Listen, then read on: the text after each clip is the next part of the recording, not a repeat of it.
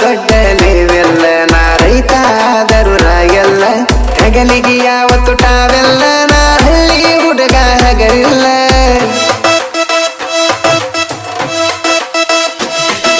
ಮೆರಿಯಾಕಂತನ ಹುಟ್ಟೇನ ಅದಕ್ಕಾಗಿ ಒಂದು ಹುಲಿ ಕಟ್ಟೇನ